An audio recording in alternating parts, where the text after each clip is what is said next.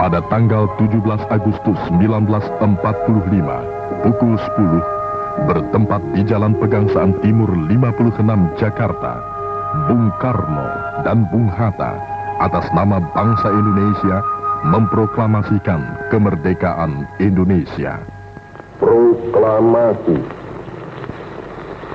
Kami, bangsa Indonesia, dengan ini menyatakan kemerdekaan Indonesia. Hal-hal yang mengenai pemindahan kekuasaan dan lain-lain diselenggarakan dengan cara saksama dan dalam tempo yang sesingkat-singkatnya. Jakarta, 17 Agustus 1945, atas nama bangsa Indonesia, Soekarno, Hatta. Pasukan lengkap Inggris Divisi ke-23 tiba di Pelabuhan Tanjung Priok, Jakarta pada tanggal 9 Oktober 1945. Adapun tugas utama yang diemban pasukan ini adalah melucuti dan mengambil alih kekuasaan dari bala tentara Jepang. Mereka diboncengi oleh serdadu Belanda dan Nika yang berniat mengembalikan penjajahan Belanda atas Indonesia. Mulai tanggal 19 September 1945, rakyat Surabaya setelah insiden bendera di Hotel Oranye memperoleh momentum guna melucuti senjata-senjata dari pasukan Jepang yang berada di Surabaya, seperti di Don Bosco, markas Kaigun di Gubeng, gedung Linde Tivers, bengkel senjata Jepang, dan lain sebagainya. Peristiwa bendera di Hotel Oranye ini sangat menarik perhatian sebagai suatu hal yang menonjol dalam rangka perjuangan mempertahankan kemerdekaan Indonesia di Surabaya. Ini adalah tank-tank Jepang yang jatuh ke tangan kita. Dalam perlucutan senjata tentara Jepang ini, peran polisi istimewa kita menjadi cukup penting. Pada tanggal 20 September 1945, terjadi demonstrasi rakyat Surabaya secara besar-besaran dari Stadion Tambak Sari menuju Simpang dan Gedung Pemuda. Jepang dengan status sebagai orang-orang tahanan sedang diangkut dan dikirim ke Pujon di atas Malang. Inilah satu brigade pasukan Inggris diberangkatkan dari Kalkuta menuju Surabaya.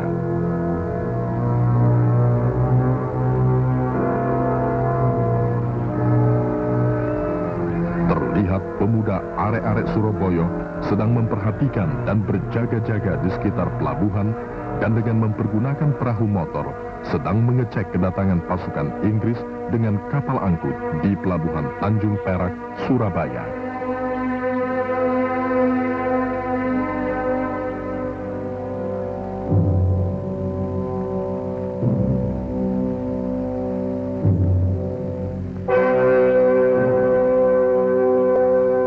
Pendaratan pasukan Inggris Brigade ke-49 berlangsung pada tanggal 25 Oktober 1945 di bawah pimpinan Brigadir Jenderal Malaby.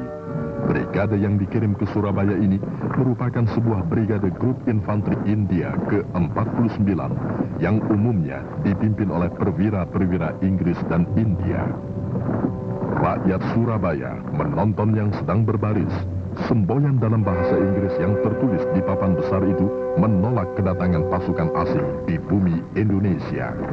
Pimpinan pasukan Inggris di Pulau Jawa sedang melaksanakan briefing dengan pasukan Inggris di Surabaya. Allahu Akbar, Allahu Akbar, Allahu Akbar. Merdeka!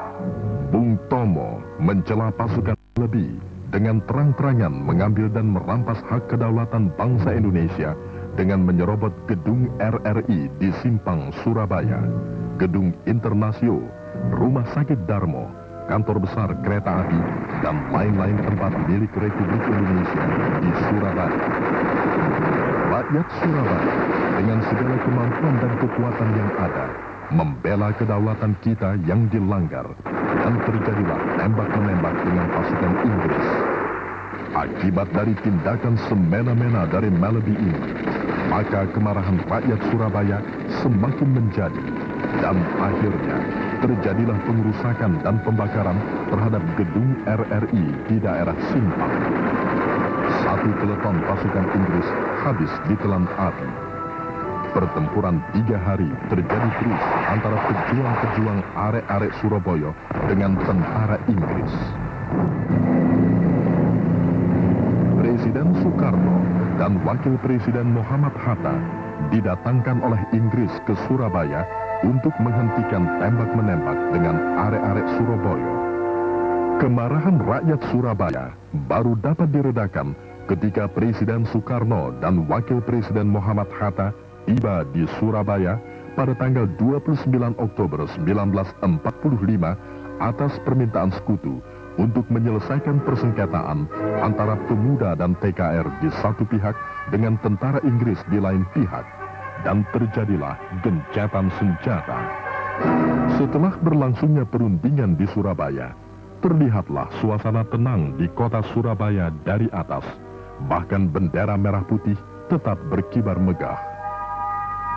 Bung Karno dan Bung Hatta beserta rombongan kembali ke Jakarta setelah tercapai persetujuan ceasefire atau gencatan senjata.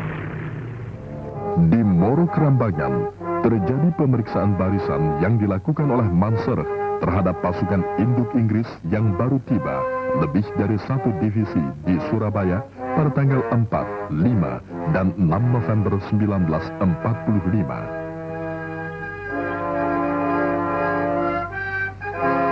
Di pihak Inggris, kelihatannya telah mempersiapkan segi keamanannya dengan mengungsikan semua penduduk sipil barat yang terdiri dari para wanita-wanita dan anak-anak kecil untuk diberangkatkan keluar dari Surabaya pada tanggal 5 November 1945.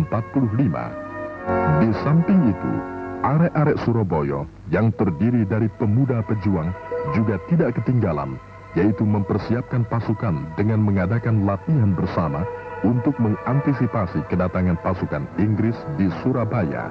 Hanya kita terlalu remeh dan Republik terlalu muda untuk mendapatkan data-data intelijen tentang bala bantuan Inggris yang begitu besar dan dahsyat.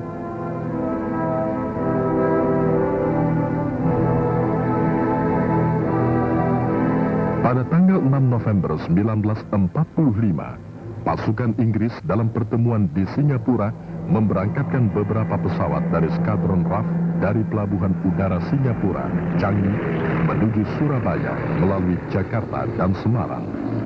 Pesawat-pesawat ini telah dilengkapi dengan senjata-senjata berat untuk menggempur Surabaya dari udara.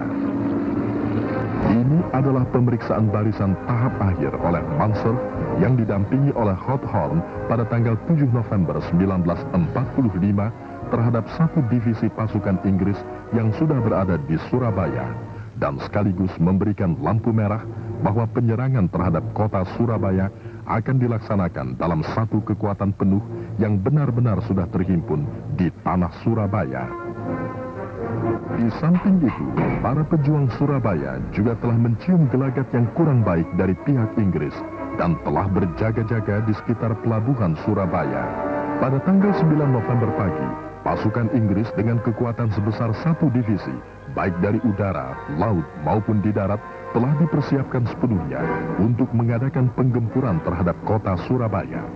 Sebaliknya di pihak arek-arek Surabaya pun telah mengantisipasinya, yakni dengan menghimpun seluruh kekuatan yang ada untuk membela tanah tercinta Indonesia. Manser mulai menyebarkan pamflet yang isinya menyerukan agar rakyat Surabaya menyerahkan semua senjata kepada pasukan Inggris selambat-lambatnya pukul 6 pagi pada tanggal 10 November 1945. Namun ultimatum tersebut dianggap sepi oleh rakyat Surabaya. Pada tanggal 10 November 1945 pukul 6.30 pagi hari, Inggris mulai membombardir Surabaya. Inggris menghujani kota Surabaya dengan peluru meriam. Sementara dari udara, pesawat-pesawat Mosquito dan Spitfire Inggris menjatuhkan bom-bomnya di tanah Surabaya. Rakyat Surabaya dengan senjata yang berhasil dirampas dari pasukan Jepang, serta senjata yang berhasil diperoleh dari hasil pertempuran 3 hari dengan Inggris mengadakan perlawanan sengit. Mereka yang tidak memperoleh senjata menggunakan bambu-bambu runcing sebagai senjata dan bom-bom botol. Tanggal 10 November kemudian diperingati sebagai Hari Pahlawan oleh seluruh rakyat dan bangsa Indonesia. Inilah suasana sengit pertempuran Surabaya pada tanggal 10 November 1945.